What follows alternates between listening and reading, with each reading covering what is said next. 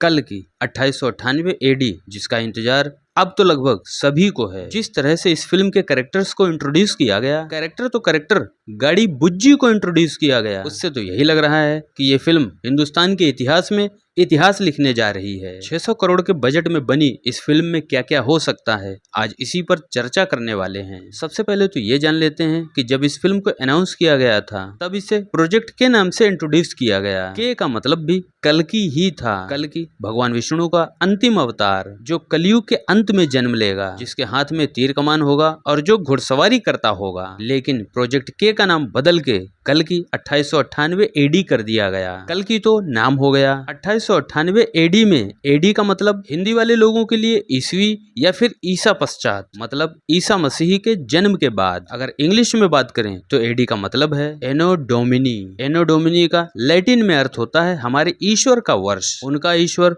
मतलब ईसा मसीह। तो कुल मिलाकर 2898 एडी का अर्थ होता है ईसा मसीह के मरने के 2898 साल बाद। इसका तात्पर्य यह है कि इस फिल्म की जो भी कहानी है वो आज के समय यानी कि 2024 से भी आगे की होगी, मतलब 874 साल आगे की कहानी। लेकिन हमने ट्रेलर में अश्वत्थामा को देखा है। अश्वत्थामा महाभारत से जुड़े हुए हैं। अश्वत्थामा गुरु द्रोणाचार्य की संतान हैं, जो कि भगवान शिव के वरदान से पैदा हुए थे। पैदा होते ही इनके कंठ से हिनहिनाने की आवाज आई थी, जिसकी वजह से इनका नाम अश्वत्थामा पड़ गया। इनके माथे पर एक मणि है, इसी मणि ने इन्हें निर्भीक, निडर और अमर बना दिया। फिल्म में अश्वत्थामा के किरदार अमिताभ बच्चन कर रहे हैं, जो कि वर्तमान में शिवलिंग के पास बैठे ध्यान कर रहे हैं। कुछ बच्चों की आवाज सुनकर वो जाग जाते हैं और वहां से चले जाते हैं। आगे बढ़ते हैं प्रभास पर। तो फिल्म में प्रभास को भैरव नाम के कैरेक्टर में ढाला गया है। भैरव भी भगवान शिव का ही अंश है, भगवान शिव का एक अवतार। भैरव का अर्थ है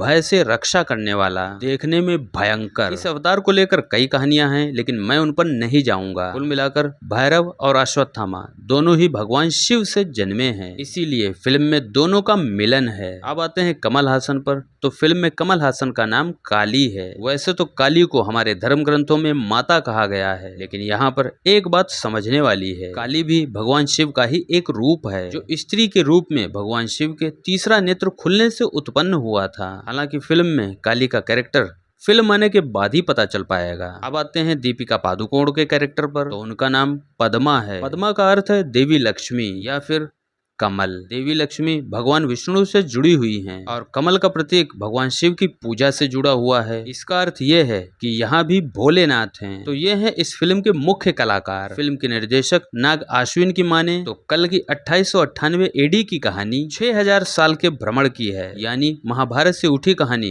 भ्रमण करते हुए 2898 ईस्वी तक जाती है। मतलब ऐसा करने में समय बदला, माहौल बदला, हर चीज बदली और फील कराने के लिए भूतकाल के सेट, वर्तमान के सेट और भविष्य काल के सेट तैयार करने पड़े होंगे, जिसमें अच्छा खासा खर्चा हुआ होगा। लेकिन सबसे अच्छी बात यह है कि फिल्म का सेट डिजाइन, वीएफएक्स, सीजीआई सब कुछ परफेक्ट है। बुज्जी की बात करें यानी कि भैरव की गाड़ी, तो इस गाड़ी का निर्माण महिंद्रा एंड महिंद्रा कंपनी ने किया है। ये पहली बार हुआ है कि किसी गाड़ी को फिल्म के माध्यम से इंट्रोड्यूस किया जा रहा है। वैसे फिल्म के अंदर सीजीआई के माध्यम से किसी भी गाड़ी को बनाया जा सकता है, पर इसके निर्देशक ने नया प्रयोग किया। महिंद्रा एंड महिंद्रा कंपनी से समझौता करके नई डिजाइन की गाड़ी बनवाई और फिल्म के माध्यम से उसे लॉन्च कर दिया।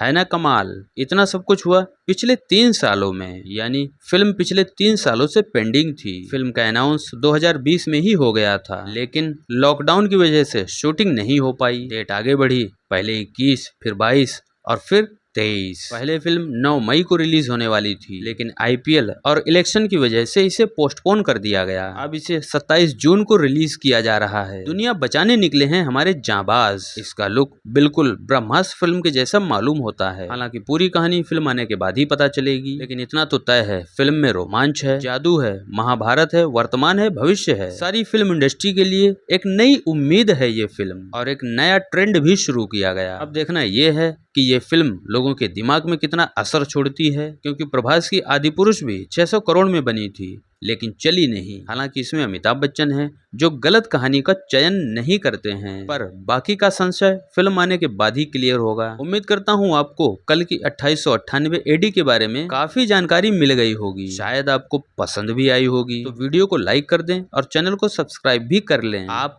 फिल्मी इंडियन पर भानु को सुन रहे थे। धन्यवाद।